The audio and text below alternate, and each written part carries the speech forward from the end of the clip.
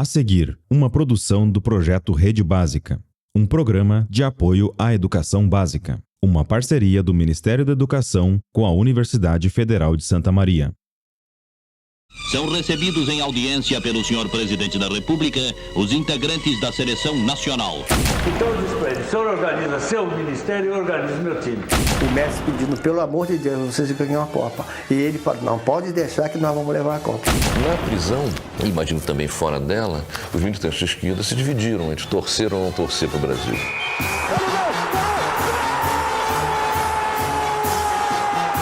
Futebol e política não se misturam.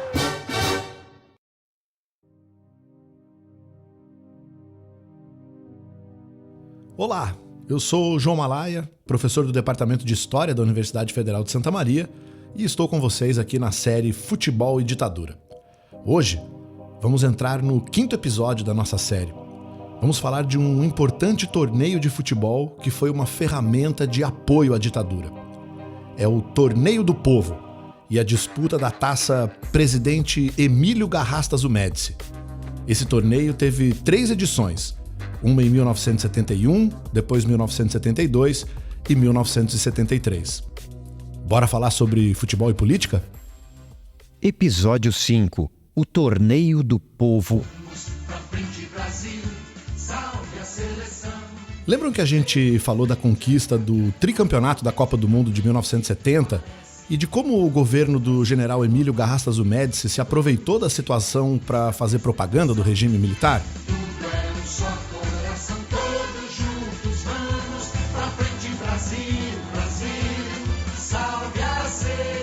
Pois é, mas a tensão no país não ia desaparecer com a conquista da Copa do Mundo. No final de 1970, um novo acontecimento trouxe apreensão ao governo militar. No dia 7 de dezembro de 1970, às 8h45 da manhã, o embaixador suíço Giovanni Enrico Bucher saiu da sua casa no bairro das Laranjeiras, no Rio de Janeiro, para ir trabalhar na Embaixada da Suíça. Ele estava em um carro modelo Buick, azul, com um motorista e com um agente da Polícia Federal, o Hélio Araújo, fazendo a segurança dele. O carro do diplomata entrou na rua Conde de Baependi, uma rua de mão única no Rio de Janeiro, e ali estavam estacionados um carro modelo Aeroílis e um Fusca. E foi aí que uma nova ação de sequestro teve lugar. O jornal Correio da Manhã, do dia 8 de dezembro de 1970, dedicou várias páginas para descrever esse sequestro. São quase 9h30. O aero cinza arranca e fecha o Buick. O motorista Ercílio tenta dar marcha ré, mas é impedido pelo Volks azul, que se coloca na sua traseira. O Buick está imobilizado. Do Volks e do aero saltam os terroristas. São 7 rapazes usando cavanhaques e suíças, e uma moça loura, alta, óculos escuros. Estão todos armados com metralhadoras e revólveres. Um dos rapazes mira no federal e aperta o gatilho. Os terroristas agarraram o embaixador e o colocaram num automóvel vermelho, que estava parado perto com o motor ligado, e arrancaram na direção do Flamengo, seguidos por outro carro que dava cobertura. Daí para frente, o itinerário da fuga não é conhecido. A ação foi realizada por integrantes do grupo Vanguarda Popular Revolucionária, a VPR. E a operação foi liderada pelo Carlos Lamarca, um capitão do exército que abandonou a farda em 1969, deixando o 4º Regimento de Infantaria em Osasco, São Paulo, numa Kombi, com mais de 60 fuzis do arsenal militar para abastecer a luta armada contra a ditadura. 2 dias depois da ação do sequestro, o segurança do embaixador não resistiu aos ferimentos de bala e faleceu no hospital. Os membros da VPR exigiam do governo a liberação de 70 presos políticos em troca do embaixador. E a negociação não foi fácil. Os dias se passaram e nada de o governo e os membros da VPR chegarem a um acordo. Havia presos que o governo não queria libertar e exigia a troca de alguns nomes. E enquanto isso, o desgaste do governo Médici só aumentava. Mas enquanto essas negociações se arrastavam e a imagem do presidente Médici ia ficando cada vez pior, dirigentes de clubes de futebol brasileiros começaram a se reunir e a tentar organizar uma nova competição. A iniciativa partiu do Nelson Campos, presidente do Atlético Mineiro. Ele convidou o presidente do Flamengo, André Gustavo Richer, para ajudar na organização de um torneio que deveria reunir os clubes com as maiores torcidas do Brasil. Depois, os convidados foram o Corinthians, que era presidido pelo então deputado estadual de São Paulo pela Arena, Vadir Relu, e por fim, o Internacional do Rio Grande do Sul, que era presidido pelo Carlos Stechman.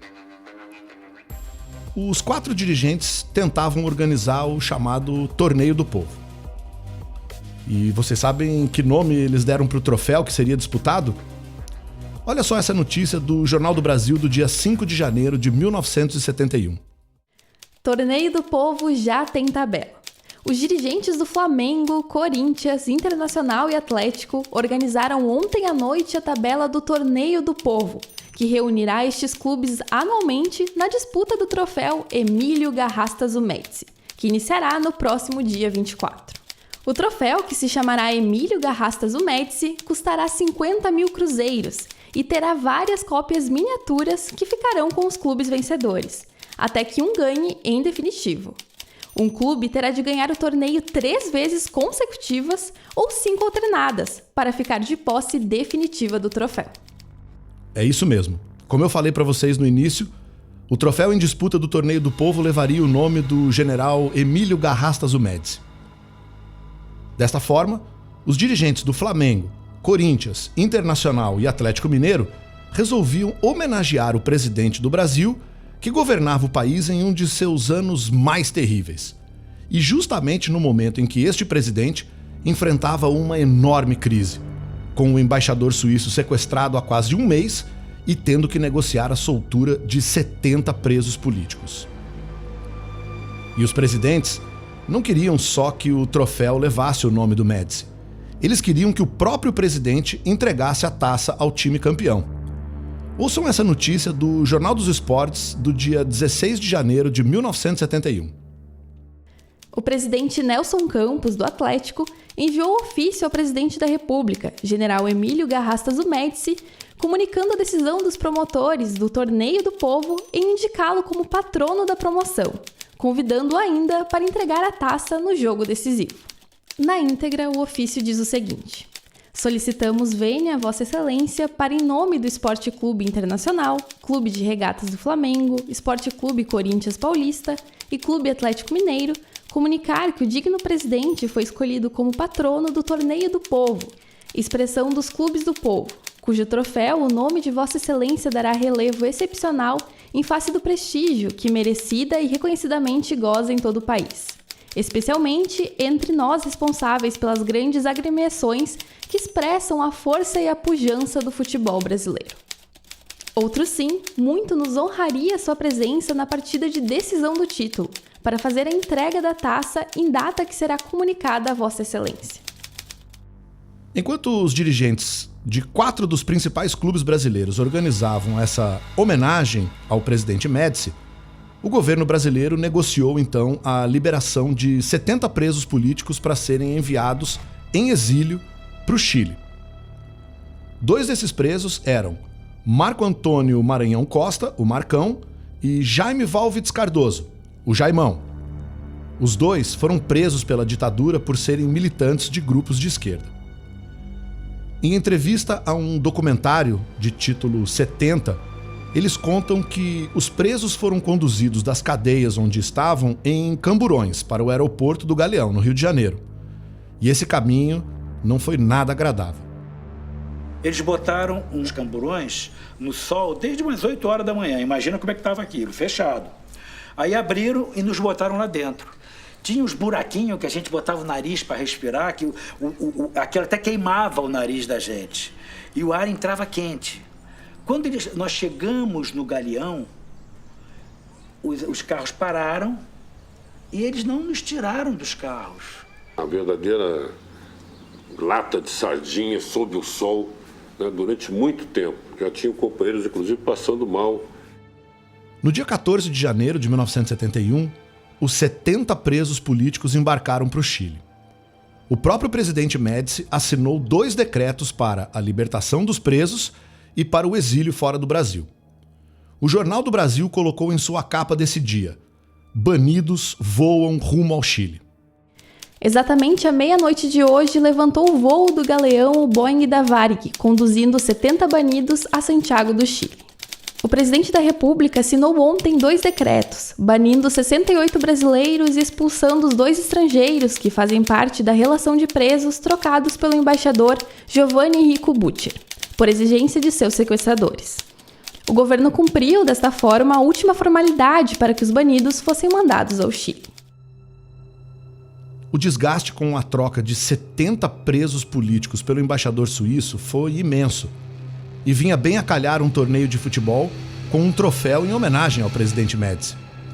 E foi em meio a esse clima que começou a disputa, então, do Torneio do Povo e da Taça Emílio Garrastazu Médici. As 4 equipes jogaram entre si. Cada equipe enfrentou a outra por 2 vezes. Quem fizesse mais pontos seria declarado campeão. E o destaque desse primeiro torneio foi o Corinthians, time que não ganhava um troféu desde a conquista do Campeonato Paulista de 1955. E como eu falei para vocês, o presidente do Corinthians era o Vadir Relu, deputado estadual pela Arena, partido que apoiava a ditadura. Ou seja, em 1971, a equipe paulista e a sua torcida não comemoravam um título há mais de 15 anos. Um dos jogos memoráveis dessa conquista foi uma vitória do Corinthians contra o Internacional de Porto Alegre, no Pacaembu, 3-0. Ouçam aqui a narração do segundo gol do Corinthians em uma bela jogada do lateral Zé Maria e o gol de Benê. Zé Maria. Corinthians no contragolpe. Penetra Zé Maria. Passa por 1, por 2. Lá vai Zé Maria. Penetra Zé Maria. Zé Maria. Boa bola. Gol! Gol! Benê! Gol de Benê! Uma jogada de Zé Maria.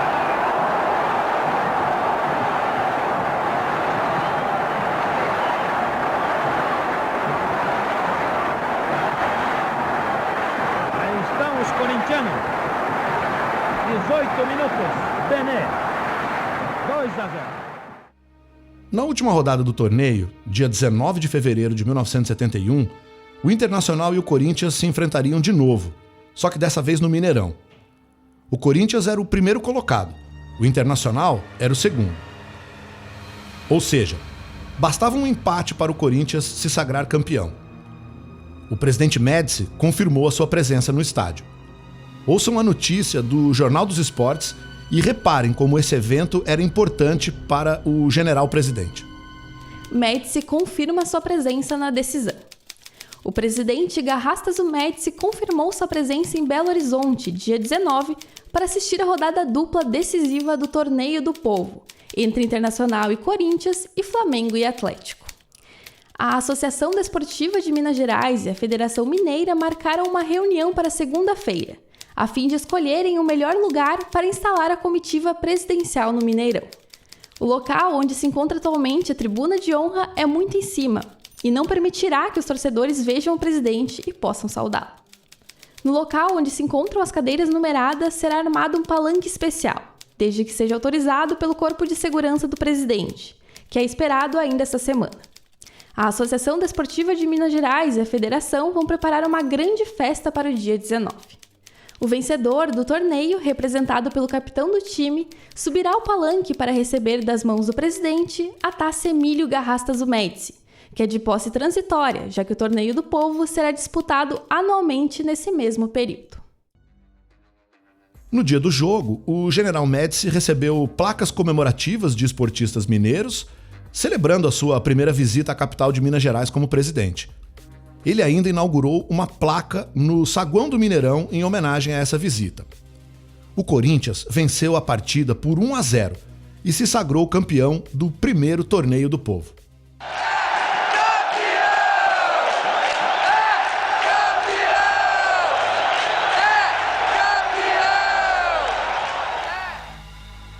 O capitão da equipe corintiana, Luiz Carlos, recebeu o troféu Emílio Garrastazu Médici das mãos do próprio Médici, como já estava previsto. E cada jogador corintiano ainda recebeu uma miniatura da taça. No dia seguinte ao jogo, o jornal O Estado de São Paulo estampou em suas páginas: Médici entrega o troféu. O enviado especial do jornal falou em um verdadeiro delírio da torcida corintiana. Teve volta olímpica e tudo. O carnaval corintiano começou assim que o juiz apitou o fim da partida. Reservas, dirigentes e torcedores invadiram o campo e começou a luta pela camisa dos jogadores. Já o jornal carioca Jornal dos Esportes publicou uma matéria com o seguinte título: Torcida desabafa depois de 16 anos e conta a história da festa da torcida corintiana. Depois de esperar mais de 16 anos por um título, a alegria da torcida do Corinthians tomou conta da cidade com a conquista do Torneio do Povo. Anteontem, as comemorações no Parque São Jorge foram até altas horas da madrugada. Ontem de manhã, o carnaval continuou no aeroporto de Congonhas. Centenas de torcedores, levando flâmulas, bandeiras e faixas, recepcionaram os jogadores, cantando a marcha Pra Frente Brasil, que teve a letra trocada por Pra Frente Corinthians. O entusiasmo foi geral e do aeroporto todos seguiram para o Parque São Jorge. Na delegação, os diretores eram os mais entusiasmados. Vadir Helu, muito satisfeito, dizia que esse título era uma resposta à torcida organizada do Corinthians, Gaviões da Fiel, que o critica e persegue. O presidente do Corinthians, o Vadir Helu, ainda deu a seguinte declaração ao jornalista do estado de São Paulo. Abre aspas aqui para ele. Não é um título qualquer, mas o do Torneio do Povo, que o Clube do Povo recebeu do presidente do povo. Esse presidente do Corinthians, o Vadir Helu, não foi só o presidente do Corinthians entre 1961 e 71. Já falei para vocês, ele era deputado estadual em São Paulo pela Arena, partido que apoiava a ditadura. Mas mais do que isso, ele foi deputado estadual por São Paulo entre os anos de 1966 até 2003, um período depois da ditadura. E ele era um grande defensor da ditadura militar no Brasil. E sabe quem sabia isso? Os próprios membros do governo militar. Há um documento produzido por um órgão do governo da ditadura, o Serviço Nacional de Informações, de 27 de outubro de 1977. Nesse documento, eles analisam o comportamento de alguns parlamentares brasileiros frente a uma campanha que o MDB, o partido de oposição, fazia para contestar a ditadura. No documento, a gente pode ler as seguintes passagens. Verificou-se que o deputado arenista Vadir Helu tomou a defesa da Revolução em enérgicos à parte ao discurso do deputado Robson Riedel Marinho, MDB. O deputado põe-se sempre em defesa dos postulados revolucionários e faz inúmeros pronunciamentos favoráveis à Revolução de 1964. E o documento ainda encerra com um juízo sintético, ou seja, uma conclusão sobre Vadir Helu. Juízo sintético. A. Posição ideológica. É democrata convicto. C. Atitude face à Revolução de 1931. Março de 1964. Integrado com a Revolução. D. Atividades subversivas. Não há registros. Mas vocês querem saber algo curioso sobre esse personagem defensor dos postulados revolucionários de 64?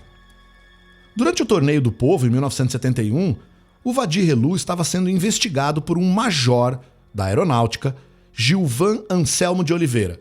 Ele pertencia à Comissão Geral de Investigações, um órgão do governo responsável por investigar corrupção.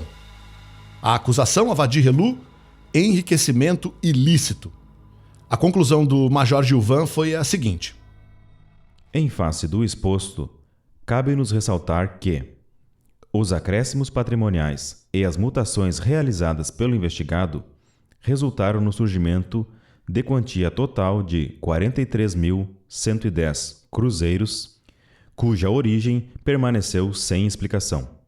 Se procedermos à correção monetária, tomando por base os anos em que ocorreram as distorções, a importância supraequivaleria em 31 de dezembro de 1968 a 310.945 cruzeiros. Era o que nos cumpria relatar. São Paulo, 24 de agosto de 1971. Gilvan Anselmo de Oliveira. Pessoal, em 1971, 310.945 cruzeiros equivaliam a quase 1.400 salários mínimos. Uma dinheirama que, segundo o documento, continuava sem explicação. Mas esse fato não impediu o Valdir Helú de ser deputado estadual paulista pela Arena durante quase todo o período da ditadura, e nem presidente do Corinthians por 10 anos. O Torneio do Povo foi disputado mais 2 anos, em 1972 e 1973. No torneio de 1972, mais uma equipe foi convidada, o Sport Clube Bahia. E quem se sagrou campeão, levando a taça Emílio Garrastazu Médici para casa, foi o Flamengo. Na campanha do título, o penúltimo jogo do Flamengo foi contra o Corinthians, no estádio do Pacaembu. E a partida foi uma verdadeira guerra.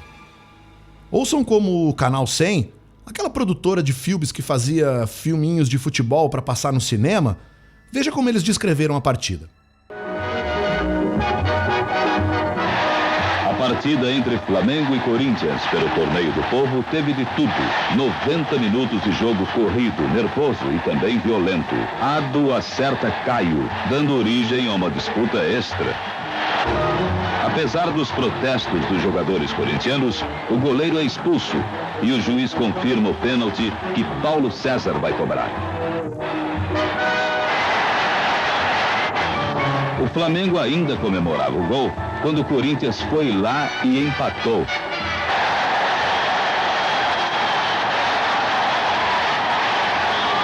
Apoiado pela defesa que atuava com vigor e segurança, a equipe carioca reagiu e Doval fez o segundo gol. A última partida do Flamengo foi no Maracanã, contra o Internacional de Porto Alegre. A equipe garantiu a conquista ao empatar em 0-0, com um público de mais de 64 mil torcedores. O Jornal do Comércio descreveu a festa da torcida flamenguista. Flamengo é o campeão do povo sem derrotas. O empate sem gol contra o Internacional de Porto Alegre deu ao Flamengo o título de campeão invicto do Torneio do Povo. Foi, portanto, bem justo o carnaval que a torcida do Flamengo promoveu domingo, logo após o apito final do mineiro José de Assis Aragão. A explosão de alegria dos torcedores tinha uma razão de ser. Aquele time medíocre, amedrontado e sem noção do que deveria fazer no campo estava ressuscitado para a alegria geral. Em 1973, foi disputada a última edição do Torneio do Povo. Era também o último ano do governo do General Médici. Nessa edição, mais uma equipe foi convidada, o Coritiba, do Paraná, e foi justamente essa equipe a vencedora do torneio. Após um empate em 2-2 com o Bahia no estádio da Fonte Nova, a equipe paranaense conquistou o seu primeiro título nacional. Ouçam como o Diário do Paraná descreveu a festa da torcida e dos dirigentes do Coritiba na chegada ao Paraná e trazendo a taça presidente Emílio Garrastazu Médici. Coritiba recebido com carnaval. A grande festa da conquista do título de campeão do Torneio do Povo começou no aeroporto e se estendeu em longo desfile de carros particulares e ônibus até o centro da cidade. Os craques campeões vieram em carro aberto do Corpo de Bombeiros, entusiasticamente ovacionados, percorrendo o centro da cidade e rumando em seguida para a sede do Curitiba Futebol Clube, no Alto da Glória. A comemoração pela conquista da Taça do Povo, após o desfile e queima de muitos fogos, prosseguiu noite adentro na sede do clube no Alto da Glória, com farta distribuição de chopp aos torcedores. Inteligentemente, os dirigentes organizaram uma rodada dupla para domingo, no estádio Belfort Duarte. Será um festão, sem dúvida. No primeiro jogo, o Coritiba desfilará como um herói romano, campeão do Torneio do Povo, exibindo o troféu Presidente Médici.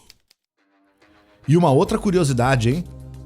Vocês sabiam que o Coritiba tem 2 hinos do clube? Um é o hino oficial mesmo do clube, e um outro é um hino que foi adotado pela torcida, conhecido como Coritiba Eterno Campeão. Nos 2 hinos, eles fazem menção a essa conquista. Coritiba, campeão do povo. Vamos ouvir aqui primeiro o trecho do hino oficial do Coritiba, que cita o clube como campeão do povo. Jogando pelos campos brasileiros, despertando na torcida a emoção.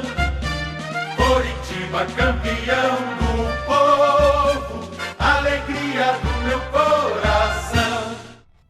E agora, o trecho do hino adotado pela torcida em 1989 e que também faz essa menção ao Coritiba campeão do povo. De norte a sul está brilhando coxa branca, meu Coritiba é o campeão do povo. Oh, glorioso, como é bom te ver, campeão de novo. Uma semana antes da conquista do torneio pelo Coritiba, a ditadura havia cometido um dos seus crimes mais bárbaros. Em 15 de março de 1973, os militares prenderam o estudante de geologia da Universidade de São Paulo, Alexandre Vanucci, que fazia parte da Ação Libertadora Nacional, a ALN.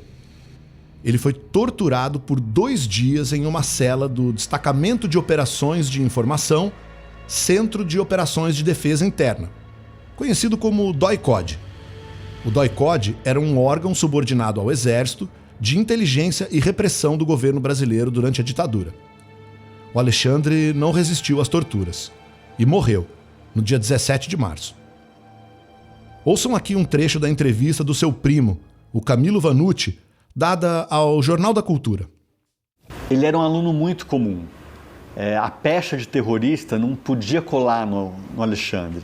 Ele frequentava as aulas, ele não tinha codinome, ele não tinha sumido, ele era muito bom aluno. Ele convivia com pessoas da ALN, que era uma organização de luta armada na ocasião, mas ele não tinha nenhuma atividade armada, não tinha arma. Então isso tudo fez com que a ditadura visse o Alexandre como uma pessoa que não podia ter morrido. Depois da sua fala, a repórter do Jornal da Cultura conta como a ditadura tentou esconder o assassinato de Alexandre e conta também as revelações que a Comissão Nacional da Verdade conseguiu para esclarecer o caso. Alexandre Vanucci foi preso em 15 de março de 1973 e torturado até a morte 2 dias depois, nas dependências do DOI-CODE em São Paulo. Na semana seguinte, os jornais noticiavam a versão forjada pelos militares, de que ele era um subversivo e que havia sido atropelado por um caminhão. Versão desmentida e corrigida pela Comissão da Verdade na emissão da nova certidão de óbito em 2014, que atesta que a morte decorreu de lesões provocadas por tortura. A homenagem ao presidente Médici por meio de uma taça com o seu nome servia para fazer parte da população esquecer os responsáveis por esses crimes bárbaros cometidos durante o seu governo. O Torneio do Povo não foi mais disputado. O governo Médici acabou no início de 74 e, junto com ele, acabou o torneio também. Mas esse não era o motivo principal do torneio não existir mais. É que estava em curso desde 1971 a formulação de um novo campeonato brasileiro, que agregava cada vez mais equipes dos diversos estados do país. Só que essa é uma outra história e eu vou contar para você isso no próximo episódio. Tá, e o que deu pra gente aprender nesse episódio? Vejam só, os principais clubes do Brasil organizaram um torneio em homenagem ao presidente Médici em meio a uma das piores crises do seu governo, durante o sequestro do embaixador da Suíça, que durou 40 dias e que resultou na soltura de 70 presos políticos. Dá para notar também nesse episódio como alguns clubes brasileiros de futebol, por meio da ação dos seus dirigentes, ajudaram a criar um ambiente de homenagens ao presidente Médici.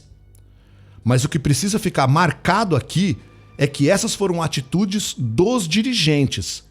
Os torcedores, ao festejarem um título do clube, não podem automaticamente ser identificados como apoiadores da ditadura. Outro elemento importante é ver como dirigentes de clubes usaram o futebol como uma plataforma política, como foi o caso do presidente do Corinthians, o Wadir Helú. Pudemos ver também que, apesar das investigações que o Wadir Helú sofreu pelos próprios órgãos da ditadura e também das provas que foram levantadas contra ele de enriquecimento ilícito, com dinheiro que ele não tinha como provar de onde vinha, nada aconteceu com ele. Pior, seguiu sendo deputado alinhado à ditadura e presidente do Corinthians por muitos anos. E por fim, percebemos que futebol e política estão muito misturados. Eu vejo vocês no próximo episódio. Este episódio integra a série Futebol e Ditadura, um projeto da Rede Básica de Ensino da Universidade Federal de Santa Maria. Pesquisa, roteiro principal, locução e coordenação geral, professor João Manuel Casquinha Malaya Santos. Gravação, cortes, edição e mixagem, William Sena Santana. Mixagem e masterização final, Matheus Scherer.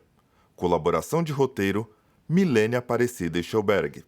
Participação em locução, Laizer dos Santos Melo, Luciano Matana, Milene Aparecida Eichelberg e William Sena Santana.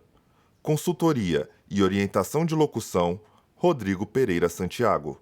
Este episódio se ambienta com gravações históricas e músicas de domínio público. As principais fontes incluem o Documento 70, de Emília Silveira, registros de rádio e televisão das partidas do Torneio do Povo de 1971 e 1972 e hinos oficiais do Curitiba Futebol Clube.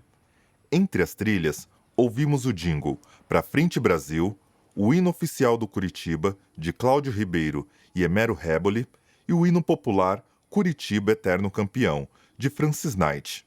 Além dos cantos de torcida e efeitos sonoros que recriam o clima do sequestro do embaixador. As consultas de imprensa foram feitas na Hemeroteca Digital Brasileira e documentos do Arquivo Nacional foram usados para contextualizar a narrativa. Trilhas adicionais e efeitos vieram de bancos de áudios livres. Este episódio integra a série Futebol e Ditadura, um projeto da Rede Básica de Ensino da Universidade Federal de Santa Maria. Pesquisa, roteiro principal, locução e coordenação geral, professor João Manuel Casquinha Malaya Santos. Gravação, cortes, edição e mixagem, William Sena Santana.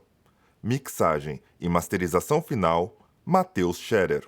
Colaboração de roteiro, Milene Aparecida Eichelberg.